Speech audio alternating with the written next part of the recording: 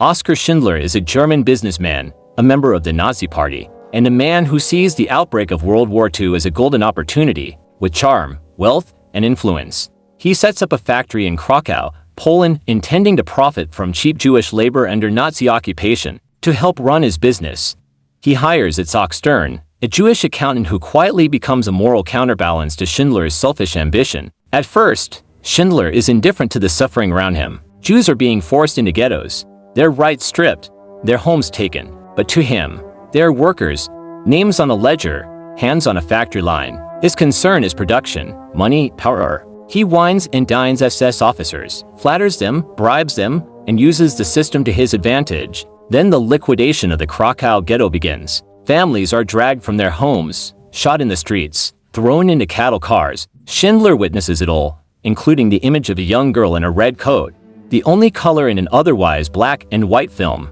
wandering alone in the chaos. Later, he sees her body among the dead. That moment becomes a turning point. For the first time, the Holocaust is no longer a background to his life. It becomes real, personal, and bearable. He starts to change. Quietly at first, he uses his wealth not to grow richer, but to protect his workers. He bribes officials to keep them on his payroll. He argues that they are essential to the war effort, shielding them from deportation and death. He begins to see them not as tools, but as human beings, people with names, families, dignity. Eventually, he creates a list of over 1,100 Jewish men, women, and children.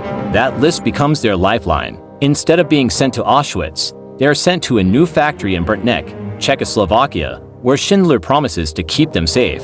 The factory, meant to produce munitions, deliberately manufactures nothing that can be used in the war. He pours every last penny into bribes, food, clothing, and protection for his workers. By the end of the war, Schindler is bankrupt. He must flee, wanted by the Allies for being a Nazi industrialist, though his crimes are only on paper. Before leaving, he breaks down, overcome by guilt. He looks at his car, his gold pin, and laments not selling them to save more lives. He says, "I could have got more. I didn't do enough." But he did more than most. Because of him, over 1,100 Jews survived the Holocaust. Generations were born because of that list. After the war, Schindler never regained his wealth, but he was honored by Jewish communities worldwide. He is buried in Jerusalem, the only member of the Nazi Party to be granted that honor. Schindler's List is not just a film about the Holocaust.